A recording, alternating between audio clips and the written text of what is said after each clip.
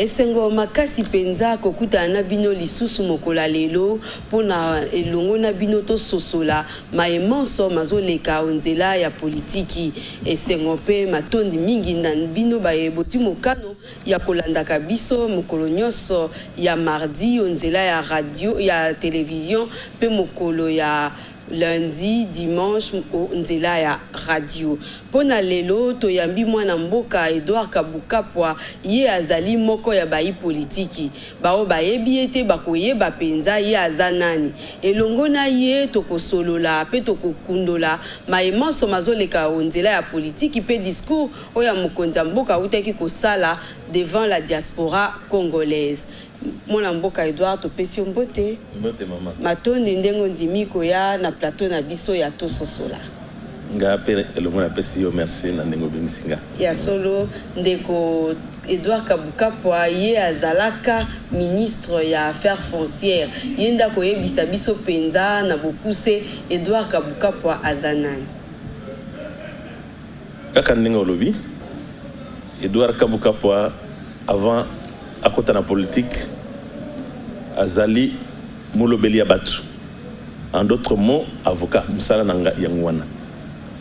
Politique na eko bandango na sima a force ya kolanda ba ene moko na sima na bango na jupe guana Zambe apesinga grâce wana ya na kota na parti politique na la politique et après atombolanga na niveau na komaki ya ministre ya affaires foncières donc na gouvernement Gizenga 2 ya solo penza yo zaki ministre affaires foncières na gouvernement Gizenga 2 to yebiete okotaki kuna pamba te ozaki na lisanga politique ya ndeko kyungu wa kumwanza ozaka ka ko continuer kuna na ebandeli président national ya parti wana ezalaki le défunt bâtonnier Kisimangoy. Kungu ayekozwa relève tango bâtonnier akufa. Donc to bandaki nde na Kisimangoy. Inutile de vous dire que denga nazali boye nazali moko ya ba oyo ba créer parti wana donc nazali cofondateur ya parti wana. Donc ozaka kanakati oza moko ya ba o ba créer nazan akati mais nazan akati lisusu te elingi koloba nazan makila ya inafek parce que inafek nde tombolanga ekomisanga na esika na komaki mais lelo malheureusement nazosala lisusu parti wana te nazosala lango lisusu te likolo ya certaines attitudes certains comportements ya bato tutikalaki na bango na parti. Ce qui fait que ngana lingi mobulute na lingi conflicté na bendaki ndenzoto. Yango to yebande ko Kabukapwa za wapi?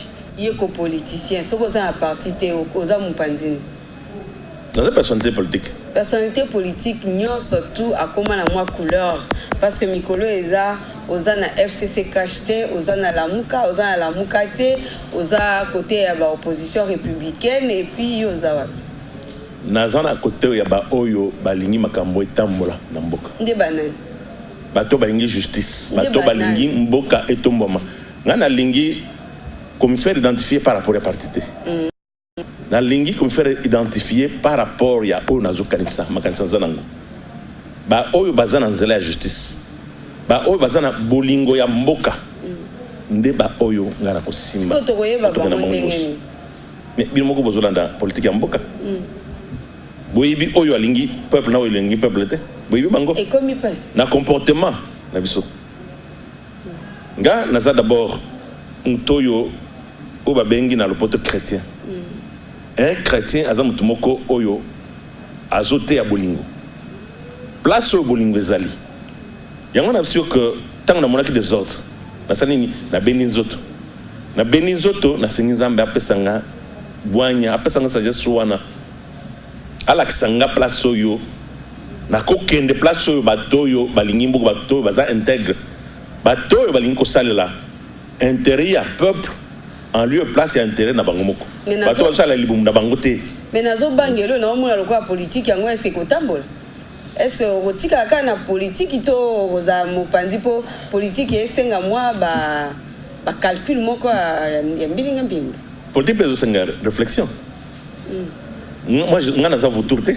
nango za lokala ba vagabond politique te lelo okuta azana parti oyo lobi kuna okutie kuna lobi parce que azolanda intérêt na ye na ebso avant toute chose que azana chômeur te nazana musala oyo na yokola na classe nazali avocat lelo soki muto ayeko consulter nga na kolata toje na nga na kokende na kosamba et puis bato bamonaka nga na sambaka bayebisanga na sambaka bien donc nayebi musala nga ebele ya ba oyo bazoyere sa ela mingi bazangi musala bango il faut kolanda place nini na koso moi voilà alors nga za bongo te en tant que moi na Nzambe nayebi que Dieu fait chaque chose bonne à son temps. Donc ti siko ngonga ekoya non Nzamba la kisio te place à revenir côté les na so ke ngonga ekoya na un comité ngonga wana ekoya ya solo fenza ngonga ya ndeko Edouard Kabuka po ezobelema mais ya zaka kabmoko ya ba personnalité politique mais pour la positionnement yena na se positionner te bongo ndeko Kabuka po ya zaki ministre affaires foncières lelo na ba justice ndenge yo moko za avocat c'est otamboli ba parquet nyonso likambo etali mabele ndezo boma mboka ezokabula mabota eloko ni bino eloko ni ezo yo muto lekaki wana nini esengeli penza to sala pona makambo wana edimue na mboka na biso to pesila likambo ya liboso ya mutu ya ezali prise de conscience au niveau individuel ya ba oyo nyonso bazosala dans secteur wana a commencer par le ministre mutu azopesa ton na famille ezali papa papa akolakisa nzela nini bana ifo balanda lelo na koyebisa que na famille nanga par exemple naza na esengo makasi parce que bana nanga nzela oyo nalakisa bango ya Nzambe malgré que baza musika nanga esala nga esengo obengi boye neti dimanche passé otuni boni oh papa on est en retard toujours que l'église esala nga esengo malgré que bazana mikila poto place oyo bana mususu bazo sali n'importe quoi mingazi sali nga sengo que bana ngaba bisanga que papa nous sommes préoccupés tous en réunion moko ya ba jeune tous en préoccupation moko boye na église lero toujours que bon ça pas en baban dans niveau oyo bazana ngo ya vie c'est inadmissible mais bazo sali ngo parce que na l'accès bango zelwana c'est la même chose dans le secteur des affaires foncières soki yo comme ministre au PC par règle du jeu dans le secteur nayo ba bazana ça ba tout ça parce que oyo akoto ça te aibi que papa na biso yo azana rigueur so kimbe ba akutianga pembeni et là il faut pas terverser parce que yonde guide ko to ko yeba penza na ba détail po to yebi na affaire foncière eza makambe belé ba cadastre peut intervenir makambe belé nini penza esengeli basala pour na ko éviter ba conflit foncier ba conflit d'abord il faut que ba source ya ba conflit mingi eza mikanda o l'état bazote non ezaka mikanda l'état te ezali o balobi na le poto prolifération ya ba gestionnaire ya mabele elingi ko ba ndeni ezali na ba oyo bazozwa mabele à partir à cadastre. Au niveau de cadastre, en principe, c'est le ministre qui doit créer le lotissement. Ce qui a créé le lotissement, a tiré ma pango et à côté sur le marché. Voilà mon tokozongo en bonne et due forme. À côté, il y a affaires foncières. Au cas où Kababourma se passe à mabele. Na ressort naïe, moi mabele moko quelque aïe, non na cité. Bourgmestre ça pèse. Chef coutumier aïe a pèse. Donc, on peut s'en dire que tant que le ministre n'a signé qui arrêté Moko, na site Moko côté à Bensek. Arrêtez na site au Babengi site à Généraux. Mais les lots, parce qu'il y a une complicité, il y a des gens à faire foncière. Le chef coutumier, le zongi, mais si on a un kabla mabele. Mais c'est au vu aussi de tout le monde. Na o bazo sala, bazali encadré par certains magistrats de ce pays. Certains généraux qui sont là en fonction. tout en sachant que arrêter les ils s'en foutent. Et le lendemain, ils allaient pas conflit potentiel. Parce que Oyo Bazoua qui déjà contrat de location à Bango. Le but qu'on va prendre que si tu mets à Pessim ton sous, ma belle place on a. Bon ça on est. Ils ont procès. On est à faute à continuité à l'État bazoto ça niveau côté. Effectivement aussi il y a une faille de ce côté-là. Continuité. Parce que Moutinho Soyo a joué dans la tête il y a affaires foncières. Très souvent besoin de logique à Oyo Azali Bossoté. Moutinho besoin de logique naïe. Bamsou Bazo par opportunisme. Ils se disent bon. C'est aujourd'hui jamais, il faut que je me remplisse les poches. Vous en connaissez? Dans son bon ébélé. Dans son bon ébélé. Donc c'est ça, il dépend de la préoccupation. Mais alors, Bangonio Souana. Mais il faut quand même qu'il y ait quelqu'un qui puisse tenir le bâton pour nous interpeller sur les dérapages des alliés. C'est ça le grand problème. Au-delà, il y a Oyo Bazali Kolo qui viennent et qui utilisent même certains agents des affaires foncières pour acquérir ma belle de manière quelque peu chaotique. Mais ils en ont des gens qui sont là, conservateurs nommés pour besoin de la cause. Mingi Kumona, ministre Vazoya. Je ne veux pas parler peut-être de celui qui est là parce que je ne l'ai pas suivi. Au Komona, le premier réflexe, il faut mise en place. Pourquoi mise en place? Mise en place en fonction de quoi? Batunyo soit na base va fonctionner il y a l'État. Yo au côté bango, au côté kabango. Mais qu'est-ce qui peut faire que tant aux okoma au salka mise en place, au tia bateau yo qui se réclame batunayo. Bah on sous quelle base va tenir? Parce qu'au côté bango base va fonctionnaire. Au tia conservateur avec mot d'ordre. Tant sous chaque samedi, chaque lundi, bah na moi kanya kama non. L'État est l'État, avant de faire sa promotion, il faut qu'il y ait vacances.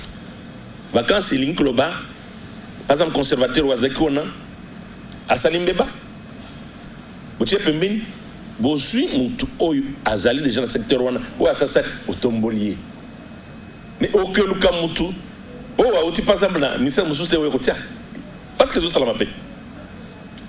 Alors, tant que nous sommes Moutoyo, à une expérience dans le secteur ouanaté, conséquence ces années, c'est ce que nous sommes en train de déplorer. C'est ce que nous sommes en train de déplorer. Au-delà des affaires foncières, les gestionnaires de terre, ce sont les magistrats. Parce que les magistrats, au commun à Moutouaki, prenons par exemple dans le Tobengi, on va bien 100 mètres. Je ne sais pas si on va bien mettre 100 mètres dans la cac. Namboka Oyo va 3 ans pour un logement.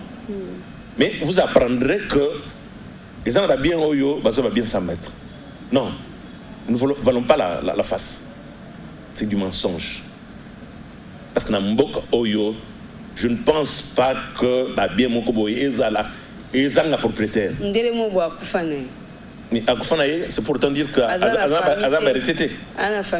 Mais Loi Nabiso et résout le problème. Na autre zoubé une prescription additive. Moto a vendu na nini wana à supposer que moto tant qu'on fait moto a azui le pas on a vendu. Pendant plus ou moins 30 ans, revendication exacte. Mais Azan a droit. Aki a sengi, il canne pas passer, il canne en bonne uniforme. Mais pas passer absolument par ce qu'ils appellent bien 100 mètres. Et de temps en temps, il arrive même qu'on déclare bien sous 100 mètres. Alors que Moutoua n'a pas de financement. C'est arrivé plusieurs fois. Il y a solo penza ndeko sosoli biso penza makambo oyo eza na kati ya affaire foncière to moni penza ye azana expérience na secteur wana to kozonga penza na kati ya politique po yo za moko ya bayi politique to yito yeba wana yo lobby ozongi na nusima pona ko éviter mikakatano lingi otala bisika oyo esengeli po yo okoba na politique. Mais tous les projets zanini ko créer parti to ou intégrer parti. Pour observer Mboka, il ne faudra pas absolument créer parti politique. Déjà tous les partis zébélés. Mais pour nous côté moi Mboka oyo, tous les Mboka moko oyo na monate. Nombre de partis politiques est impressionnant.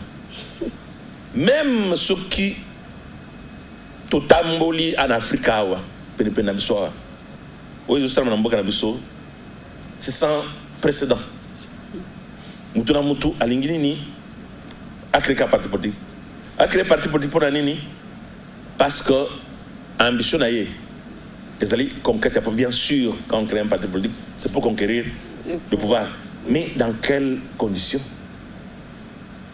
en se prostituant en faisant le culte de personnalité kolanda batu ko flatter bango ko beta maboko soki balobi o eza neti awana bino eza verte ba biso que no plateau eza pembe o beta maboko eza pembe non mais ça c'est pas la politique la politique avant trois na biso to politique quoi question positionnement parti politique moi sinayo bana tout ça ebele bazabongo pour ça n'angeza bongo pour nous servir mboka comme je l'ai toujours dit aux amis nazali na kati ya réserve ya république même de là où je suis tant pour se souvenir nanga parce que j'ai déjà exercé dans ce pays ebele bayebi moi ndambu ya mayelo nzamba pesanga tiana mutu nanga o na salaire déjà mboka les jours se seront souvenus de moi ya solo penza eza boye tozokoba kaka na émission na biso boyebi ete ndeko Edouard Kabukapwa mwana mboka ya azalaki ministre affaires foncières lelo pe tolobi ke ya makambo wana ya ba conflit foncier ezomima bato ebele na ba prison yango tolingi totuna motuna ndeko tunda kasenda lobi ete ba prison ekomi na ba condition malamu moi ba condition minimale à malamu yo moni boni impressionnant par rapport à telle déclaration. Bon, maman, souhait na biso, ezali que bandek oyo baza na prison, baza la bien. Ezali droit na bango ya kolia. Parce que ce qu'on tali bien, ezana ba oyo bakota prison, ba ipe loko, bakoti se bango na prison te. Deux fois même ezali humeur ya ba magistrat va continuer à tant que ce que là ma force sur un magistrat une certaine influence à la bikanga na mutu na sarana mingi bon nous sommes na bazali kuna na bayo baza condamné mais qu'on le veuille ou non bangonyo so bazali na droit ya kolia bazana droit bazal en bonne santé ce qui est salaminding à l'obiwana, tant mieux. Mais, ça peut prisonnier. Tout le monde faut poser na baoui bazakuna. Ce que réellement, oyo azol bake basaliwana, ezoko comme la banque. Ezoko comme la banque condition nini. Biloko wana bazola banque na condition nini.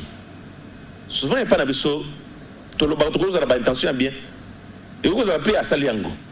Mais suivi. Il faut suivre ça là. Il faut toujours payer témoignage. Il y a bateau basé dans 4 bénéficiaires. Mais déjà, l'idée, c'est une bonne idée. Je l'accueille comme ça. À quel de l'avant avec ça. Retourne dans le billet, penza suivi des ayaye à Kolande Langoti Nasuka. Tozoko bakaka to ebiete actualité, maman l'actualité zali ma adresse ya Mokonzamboka Félix Antoine Tshisekedi na diaspora à Londres. Ndeko yoza moko ya bayi politique koyoka discours wana impressionne wa liboso ezani. Bon, Oyebi, en tant que personnalité politique, Nazana droit mon côté et à juger Mkonziamboka parce que Nabanzi a Ebi Makambazoloba et il doit avoir réfléchi à ça. Mais néanmoins, ce qui Nazaki ne moi conseille à Mouké à Kopesaye, ils allaient à Kopesaye que tout ça n'a ya crise dans beaucoup de le quoi là lobby qui a zamu to sambelak le quoi lobby qui a zamu to ya bolingo pour na mboko yo asale na ndinga bolingo wazanango euti panzambe toutefois ayeba makambo nini akoki koyebisa bato na oyo akoki koyebisa bato te moi discernement par rapport ya oyo azoyebisa bato osengi ayeba moi discernement mais na kundola penza na kati ya disikulu na ye Mokonzamboka o bato nyoso ba relever eza dissolution ya Assemblée nationale ya solo penza na kolanda Mokonzamboka ya lobaki te ka azana tina to besoin à dissoudre alors qui en cas de crise mais likamboana et yokani mabe parce que yo zape nzuzi ozape avocat ozape motami beko est-ce que constitution et si mokonza mboka ka liberté à dissoudre assemblée nationale boy maman yeba que na ndenge ya mibeko ezali na oyo to bengi préalable où continue dans mokonzi ya mboka quand bien même constitution est reconnaître les possibilités on a kola mokana tongo boye azuka ka ordonnance bon na dissoudre terre. Il faut au départ qu'il y ait par exemple crise où on engendre peut-être un blocage. Il y a peut-être certains projets où il y a Pessikuna pour comme ça on met beko de centre que à Salam Salanaye n'andeng peuple sengier mais ceux qui vont pas se bloquer. Aliga sala réforme moko boye où ils alliés dans le développement parce que en toute chose ce qui importe ils allaient intérêt à les Congolais. Comme il est dit lui-même, le peuple d'abord. Ils ont intérêt à peuple. Même s'il ne faut pas dissoudre le Parlement. Parce que tout le monde a représentant et un peuple. Alors, ceux qui basent là-bas, un projet où est le développement, où est l'intérêt de la population bloquée. C'est que basé sur le représentant et un peuple. Autant, pour élire Oyo, que ça a intérêt à peuple. Mais jusque-là, on a moins de raisons que le chef d'État a dissous le Parlement. Qu'est-ce que ça a jusque-là, malgré l'antenne, mais il y a bien conflit. Conflit zate na tokoti pe na kati ya masolo ngo penza te meto toyeba wana yo zanzuzi okoko ebisa biso soki ba dissoudre Assemblée nationale nini ekoko masi. Mais constitution le biango. Tous ont l'élection, bah petit délai. Délai constitutionnel donc ceux qui d'abord avant qu'ils ne puissent dissoudre. Mais il faut à sûr que à convoquer nani à personne n'insa na commission électorale pour passer l'élection nani bongozali ils ont dissoudre. Ils ont dissoudre pour comme dictateur. Faut que ça n'en organiser l'élection. Pour moi délai moko ezala ya ko. Délai ezali. Délai de constitution, je crois, c'est quelque chose de plus ou moins 2 mois. Si je ne m'abuse pas, plus ou moins 2 mois. Dans plus ou moins 2 mois, on doit réorganiser les élections. Alors, pour organiser les élections, il faut qu'une certaine mise en place. Alors, il y a une mise en place, on est athées. Aujourd'hui, sur le point. On est pour nous, crise moko prolongée pour rien. Donc, il doit apprécier de l'opportunité et dissoudre. Opportunité signifie au taliban à côté. Est-ce que la condition se réunit? Parce que donc, la condition est que dans le délai boyé, il faut organiser l'élection. Il faut respecter Ango. Il faut respecter Ango. Na kati na disukulu wana makambweze belé, il y a le bas qui pesa conflit zate entre FCC na cash, mais tous mona été na o nyoso ya énuméré moi conflit zali. Yo pona yo en tant que politique, yo moyi libala ne ke koba. Na 5 ans, 4 ans etikali. Maman, tant que signé qui a quoi on a besoin de quitter. Makamuni bâti na kati wana to éviter. Na éviter bino batu boyebo ko kundela makambo. Na éviter ceux qui vous informer na contenu ya accord bango signé. Biso to moni bango na TV. Baso accord cash FCC. Libala na bango ba célébrer en église ni to éviter. Parce que vous aurez libala. Mais au moins bazali ensemble basangani et le konini ezana kati. Gana yo to éviter. Ben intérêt carrément. Mais bango c'est par rapport ya et loko bango ba signer parce que il faut bala bango to signer qui disposition les bosses qui boy ya mi balé. Mais par rapport à cette disposition il y a péché. On a des conflits quotidiens. Mais surtout nous avons une déclaration. Oh ya la mukina tonga lobi. Oh ya la mukina tonga lobi. Nana zoti na bango to éviter. Moussou se zélé ba sentiment bango, ba humeur ba lekina la TV bazoloba. Mais de manière objective, il y a beaucoup de failles, que voilà, parce qu'il y a des accords, il y a des bango. Non, une population, voilà, tu as aucun qui boye. Mais tu comme un niveau boye exécution, ils ont aussi mal sousté. On a des scores au busso. Toujours bonne charge en tant que population. Pour tout passer, on va l'orientation qu'il faut. Bon, maintenant que tu as lobby, moi lobby, bamsusu ba lobby, ba ebisi ba onke ba ochai ba bateau dans le repos a évolué. Yo politicien otali na mosika, analyse ni yokoko chapenza na kati ya libala oyo ya FCC na cash. Tous là quand même sérieux. Sérieux lingi koloba boy. Ba ministre wana na zone banco. En vertu, il y a toujours le juriste par liste de formes de compétences. Moutoyo a nommé. À ça, ils sont compétents pour nous révoquer. C'est ça la sanction. Politique au Tozolanda. Gouvernement de PC politique. Mais il y a un ministre, ce qui est le biquet au Hollanda politique et gouvernemental. Aux alliés, Moutomboki. Moutomboki, Barotika, au Salam, Sanding, Olingi. Oh, il y a nommé Wana, il y a un boy au boy, le biquet dans le salate. Pas un Moutomboki. Est-ce que. Même dans la coalition, on n'a pas permettre en côté. Parce que je suis sûr que. Dès que Batindi Batokuna, Batindi Batoyo, c'est-à-dire des gens matures. Bato Bazana, moi, sagesse. Bato Bazana, posé à cause de l'amboka. Ce qui est au commis, que voilà, Kende n'a mboka boye. Puis sa population, et le Songolo et le Compagala. Il y a un peu de langote. C'est que, au ligne, ma cambo changé, nous avons gardé le sous dans le gouvernement. Quand il y a Libala Wana, où tu as eu place, c'est bloqué en côté. Non, mais on ne se joue pas du peuple. Yo, ministre, même surtout qui n'est pas nommé, ministre, tu ne peux pas te mettre au-dessus de la loi. Tu ne peux pas te mettre au-dessus de la Constitution. C'est un engagement que tu as pris de servir là. Alors, peut-être, à moins qu'ils aient beaucoup de compétences, parce qu'ils ont des parce qu'il fallait bâtir Bango. Parce qu'on a observé des critères subjectifs. C'est-à-dire, Moningaya, Ndekoya. C'est l'occasion, aucun de Pekuna. Par contre, si Bango Bayebitina, Bazo Kote la Kunate. On va continuer comme ça dans le gouvernement. Place à Bango Zakunate. Bâtir Bango, place Oyo, Bazana, qualification. Place au Bazana, expertise. Place. Il n'est pas dit qu'absolument il faut servir la nation dans le gouvernement. C'est là où ça les a bénis. Yo lingo ba ke tant nazo ki défendre ba na prison nazo servir la société ngate na banya nyonso nazo kinde nazo défendre, donc c'est pas une manière de servir la société. Attendez ngole ki azo servir kaka pozo sunga ba to balani. Absolument, donc il faut pas être absolument au gouvernement ou bien être conseiller chef de l'État. Les autres moment on a pas conseiller spécial basé tout le temps na TV. Est-ce comme ça là on a na TV?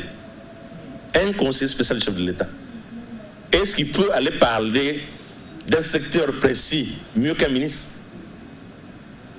Décision à mais il passe à la télé pour promettre. À compromettre un combo, il y a chef de l'État, bien un combo gouvernement. Elle m'a coupé, n'a pas tout le coup, conseil, il faut pas en retenir. Conseiller, nous sommes là, et c'est un cabinet, après ça, à vie, il y a sur le dossier. Mais nous sommes là, on a été pour passer ma déclaration. Oh voilà, nous, le gouvernement, ça fait. Toi, le gouvernement, tu vas signer quand et où? À travers quel acte? Tozoko bakaka ya solo penza mokonza mboka lobaki mingi pe makambango pe moto nyonso tu ameki kososolango na lolenge na ye ya lobaki pe lisusu double nationalité pona ye ezate. Est-ce que mokonza mboka de lui-même boya koza décision ya modèle wana? À cause on a l'idée, il faut aller dans le parlement. Likambo na pe il faut qu'on réfléchisse là-dessus. Natina nini tozo bloqué bande qu'on a besoin bakenda pour l'inoutre raison ailleurs. Bazuma survie na bango côté bakiwana. Ba lobi na stratégie na bango pour base la moins facilité. Tamsu au salam sala, tamsu la sala ba projet moko boye ba changer nationalité.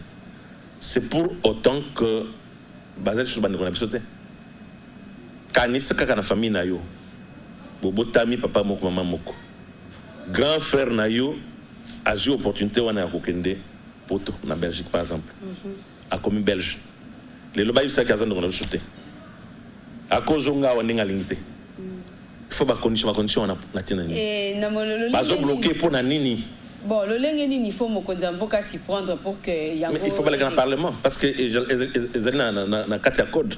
Il faut pas changer les lois yamboka. Il y a solo pendant. Wana lobby za souhait mais qui sera matérialisé et consacré à travers la loi sur la nationalité. Voilà.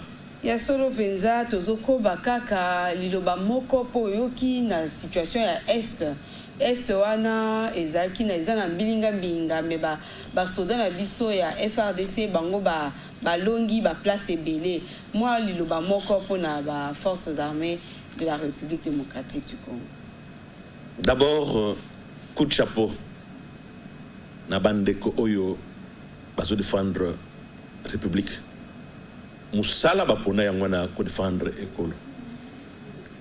Tina sacrifice suprême. Elo ezana mususu oyo bakufi paix à leur âme parce que ils se sont battus pour une cause juste. Musala bazo sala et monani mais bakonzi ba bosana bangote. Ba bosana famille na bangote. Ezali batu oyo baza d'importance qu'on sacrifier sa propre vie, qu'on sacrifier sa famille pour défendre l'intégrité ya mboka. C'est pas donné à tout le monde. C'est donné à tout le monde. Ce sont des vaillants soldats. Nous avons l'obligation de soutenir Bango. Yes, quel que soit ma parti politique Nabiso, quelle que soit ma plateforme Nabiso, en tout cas, tous d'une seule voix, nous avons l'obligation de soutenir les forces armées congolaises. Conflit à Est et l'Obamina Makambe Belé Penza, yo en tant qu'analyste politique, au moins un conflit à Nandengeni. Eza Bitumba ya Bisomoko, Eza Bitumba Oye Utina Bapaya, notamment Rwanda na Uganda, Topezani.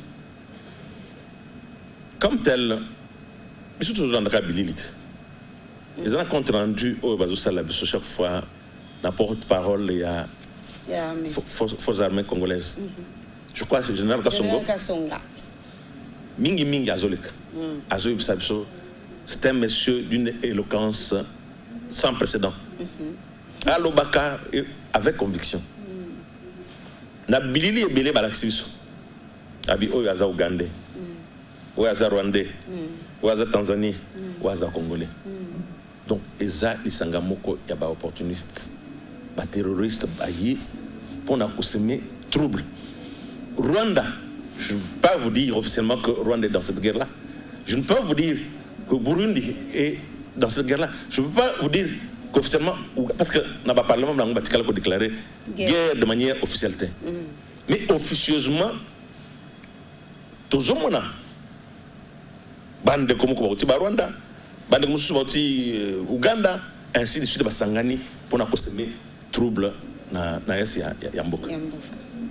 Ya solo penza toyoki ndeko Edouard Kabuka kwa ya lobby guerre ya est ezande o ezali sanga ya ba opportuniste ba o ba uti libanda ba sangani pena bana mboka o ya mabe pona kosala trouble na partie ya est tokotika yote sans couper sa point de vue na yo na o etali plateforme la muka o ebimisa ki deuxième personnalité et deuxième donc candidat président de la République Abimaki deuxième après Ndeko Félix Tshisekedi mwana mboka Fayulu yo moni bitumba la bango ndenge nini le 17 août koleka o mokolo bato bazo commémorer mort ya Patrice Emery Lumumba héros national bango basalaki pe ya bango mwamo marche o moni ndenge nini bitumba la bango ezo cadrer eza ndenge nini tikana sekana no mke.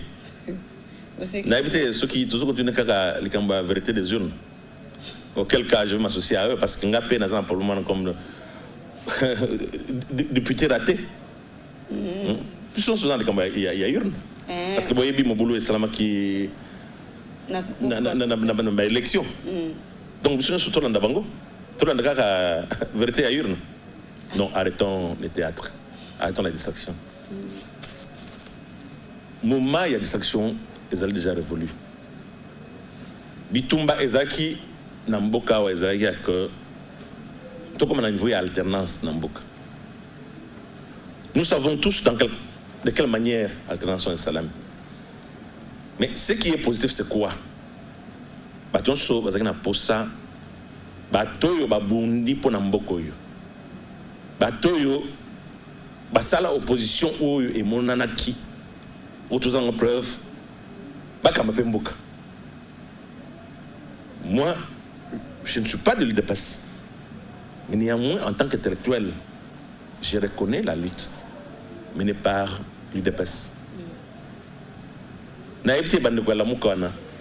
Quand l'UDPS se battait, Bazalaki wapi avant. Bazalaki wapi. Tu es banni. Naboy botanga bakombo. Tu es banni. Tout ça ensemble. Tu es passé à moko moko na bango. Tu es lolenge na bango ya kosala. Musala. Bino bajonga se boyebi belé. Koleka. Soki bozo dossier ya mutu na mutu. Carte de visite na ye. Boyebi parcours na ye. Bah, qu'on se voile pas la face. Moment ezali ya ko réunir ba effort. Totonga mboka na biso ne ba mboka mususu ezotongam. Ba ninga wana bazo visiter, bazo voyager. Bazo kende na zinga na biso. Bazo kende ba Kigali. Ba moni Kigali ninga ezo se développer. Je veux bien. Dans quelle proportion de pourcentage il y a matière précieuse 20%, 30%. Je veux bien. Mais je suis 70%. Toi, tu as 70%. Je suis 70%. Tout ça, non. Mais Kende na Kigali, au moins, on a tout changer politique, Yamboka. Il ne faut pas tout distraire à battre. Oh, Rwanda est bazoïba, mais bazoïba, oh, yondambo, tout ça, tout ça, nangoni. Na kati la bangwana, et belé bazak na sommet en bok awa. Basalanine. Même pour la province na bango. Est-ce qu'ils peuvent nous regarder en face et dire, moi, j'étais à tel poste, voilà ce que j'ai fait pour ma province. Moi, balabala ya mokebe, kobongi dans sa propre province. Bako quitter. Kaka le londe, Papa Sabango, responsabilité en Mboka. Non, non. Bah, il y a ce bateau bazaba naïf. Au baïbi politique en Mboka. Et bien là, tout ça, on peut en aparté tout à l'année. T'habites-toi. Oui, de ce boy. Parce que la population m'a évité. Donc, il y a la opposition. Basa la opposition oyo et que ça samboka. Et l'incorbanini opposition par rapport à la politique au gouvernement à Zomene Makam. Voilà dans le secteur boye. Pour n'abisso to kansaki, il fallait à la boye. Et ça les ça. C'est une manière de réveiller ceux qui sont au pouvoir. C'est une manière de les aiguillonner à l'aide de l'avant. Parce qu'ils ont intérêt, il y a animé. Il y a autre qui se mettent. Voilà la politique, on a tout le monde. Voilà cette politique à l'Okuta. Oui, il y a combien de battu. Non, non, on a tribu. Vous avez tribalisé l'opposition. Ça, c'est pas normal. Cette histoire, il y a battu à bas. Non, ça, c'est pas la politique. Opposition critiquée de manière objective. Là, nous allons applaudir. Non, non, vous en découvrir. Il doit y avoir personne. Ça a raison. Ceux qui battent au pouvoir, ils vont il faut les évaluer par rapport. Il y a plan Nabango, qui donc pas planifié. Il y en a certains au bout d'un certain temps. Vous dites, mais nous sommes partis du point X. Mais nous sommes arrivés où? Tous les en dessin ou bien tout autre. Non, on peut cet exemple à Mouké. Et ça, on a bandé comme Moko. Avant tout, comme on a le Cambo et alternance. Tout le monde qui bango, on a limité. On a peut-être sur le boulot, tant que je suis accompagné qui bango. Voilà, tout le monde ça. De part et d'autre, il y a boulevard, tout ça, le jardin, tout ça, la boy, tout ça, la boy. Mbongo, et puis Maki. Et belé en Mbongo. Mais les lots qui sont limités. Vous êtes ni balonaki wana. Pelouse ni balonaki. Mais là, nous, que bateau, on a besoin de critiquer les sous. Gestion, il y a bateau sous. Non, soyons sérieux. On ne se moque pas de la population. Il y a seulement des que nous ne sommes pas aussi naïfs. Dans le niveau tel que tout ce que les gars battent la malinité, non. Mboka oyo ezali mboka na bisonyoso. Il faudra que bisonyoso toujours na recherche ya mboka de manière équitable. Mutuna niveau au azali. Ezali te que toi si c'est quand on gourmandise, y a ba mususu parce que en termes il y a mérite, c'est l'impunité. Ba yibi, ba million et bimaki. Et puis, bah, millions, et ce ne sont pas gênés, il y a un million na TV. Il y a autant de millions qui ont été débloqués. Aménagement, il y a limité. Est-ce que limité, ils allaient aménager? Vous avez un parc Mokokuna? Vous avez des fleurs, les eaux poussées? Mais maintenant, c'est dans les oubliettes, suivi les athées. Pour télévision, ça fait Nzangonga, to comme na suka ya émission na biso to sepeli ndenge yo oyanola ki na invitation na biso oye na plateau na biso pona kosunga bandeko balandi nini penza o ezoleka na nzela ya politiki pe esengeli bango basosola penza nde to pesio matondi to ebite sokoza na message moko particulier ya kopesa bana mboka au sujet ya politique. Tout ce que on a compris ça, bande de tout ça dans mon politique. Tout ça là, na bolingo ya mboka. Il y aura un moment où tu vas rendre compte. Vous allez rendre compte devant l'Éternel parce que moi, je suis convaincu que tout pouvoir vient de Dieu. Mais bisonde toujours abusé na pouvoir na. O ya zo perception pouvoir na azali bolingo. Alingi pe tout ça là na bolingo. Jour Tokotia comme centre et centre, il y a des activités dans son Zambé. Donc il ne se passe que Bélé, il y a une en peu de mots, tout ce que je peux dire, c'est que Topé Sana, unité. Unité wana à travers Bolingo. Tu peux faire décoller Mbokoyo, Bataboka Mabiso. Ya solo penza to ko faire décoller mboka oyo na bolingo elobi papa Edouard Kapwa matondo mingi pe to pesi bino matondi bino ba ebozwa ki penza mokano ya kolanda biso bandane bandeli pe na suka ya émission oyo pe bino ba tolandi biso kaka mokola lelo to leke kaka mikolo nyoso ya mardi na 20h40 onzela ya télévision pe lundi na 20h30 onzela ya radio.